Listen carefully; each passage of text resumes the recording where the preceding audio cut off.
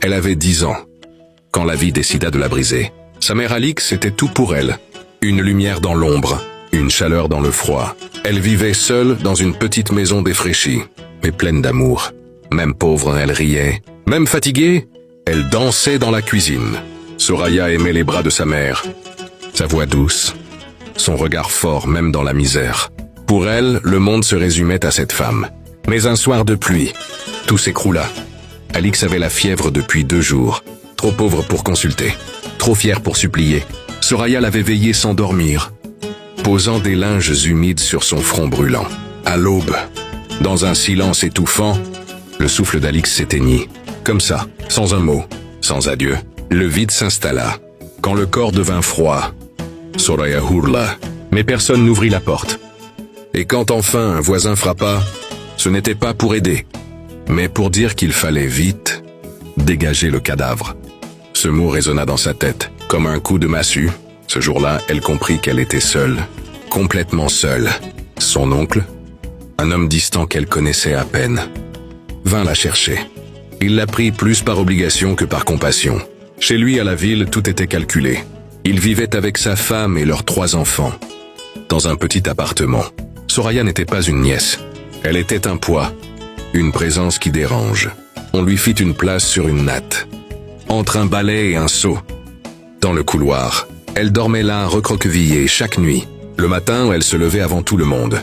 Elle nettoyait la maison, lavait les habits, préparait le petit déjeuner, servait les enfants. Elle n'avait pas de jouets, pas d'espace, pas d'existence. Elle mangeait les restes, quand il y en avait. Un jour, elle demanda timidement une nouvelle paire de chaussures pour l'école. Sa tante éclata de rire devant tout le monde. Une mendiante qui veut des sandales neuves. « Regarde-toi! Tu crois que t'es quelqu'un, toi ?» Tout le monde a ri, même les enfants qu'elle habillait chaque matin. Et elle a souri, juste pour cacher l'humiliation, parce que pleurer était devenu inutile. À l'école, elle portait des habits trop petits, un sac troué, des cahiers qu'elle ramassait dans les poubelles. Les élèves se moquaient. Elle restait droite, mais à l'intérieur, elle s'éteignait peu à peu. La nuit, allongée dans le noir, elle murmurait dans son oreiller « Maman, pourquoi tu m'as laissé ici ?» Mais il n'y avait jamais de réponse. Un jour, en plein cours, Soraya s'est effondrée, silencieusement, comme une feuille qui tombe. Elle n'avait rien mangé depuis 2 jours. Personne n'avait remarqué. C'est le concierge qui l'a portée jusqu'à l'infirmerie. Elle est tombée, comme un fardeau trop lourd qui se détache de l'âme. Pas d'un coup, non, lentement. Comme si son corps lui disait « Je ne peux plus ». En plein milieu du cours, Soraya s'est effondrée. Le bruit de sa chute n'a pas été violent. C'était presque un soupir. Le genre de silence qui fait plus de bruit qu'un cri. Personne ne l'avait regardée avant ça.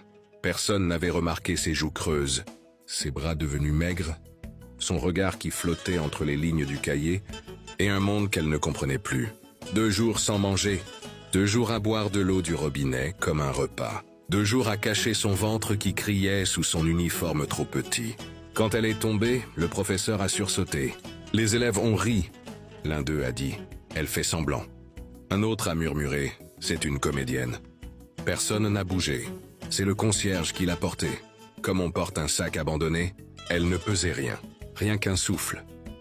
À l'infirmerie, elle a ouvert les yeux. Le plafond était flou, son cœur battait au ralenti. Elle ne sentait plus ses mains.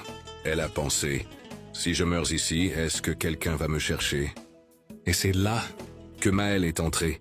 Pas avec du bruit, pas avec des grands gestes. Juste un regard, juste une présence.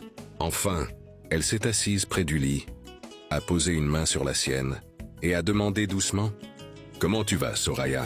Et ce fut trop. Les murs sont tombés, les digues, les faux sourires, les silences. Elle a pleuré, mais pas comme les enfants pleurent.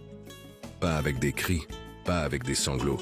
Elle a pleuré comme on saigne, en silence, lentement, des larmes lourdes, profondes, qui traînaient toute une vie derrière elle. Cette nuit-là, Soraya s'est endormie les yeux gonflés de larmes, le cœur vide, la gorge nouée, le corps épuisé.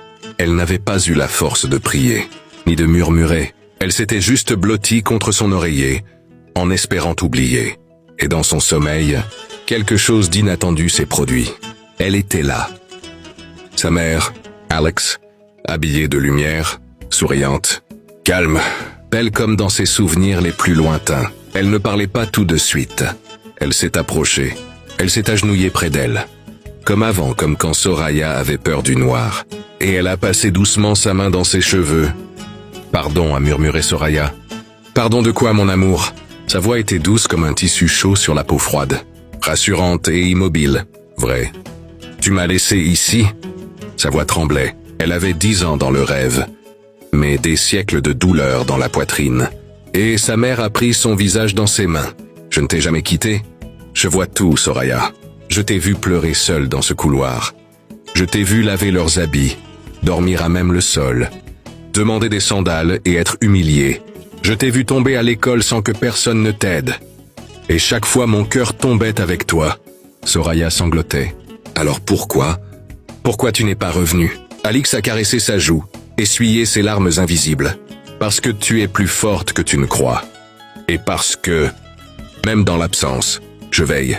Tu ne me vois pas, mais je suis là dans chaque personne qui t'aidera, dans chaque regard qui te respecte, dans chaque main qui se tend vers toi. Et bientôt, tu ne pleureras plus dans l'ombre. Tu me promets ? Je te le promets. Ce cauchemar va finir, Soraya. Et quand il finira, tu verras que la petite fille oubliée deviendra une lumière pour d'autres enfants comme elle. Elle a posé un baiser sur son front. Je suis là. Je serai toujours là. Et Soraya s'est réveillée, le cœur battant, les larmes encore fraîches, mais avec un souffle nouveau. Pour la première fois, elle n'avait plus peur. Dans les jours qui ont suivi, Maëlle est revenue.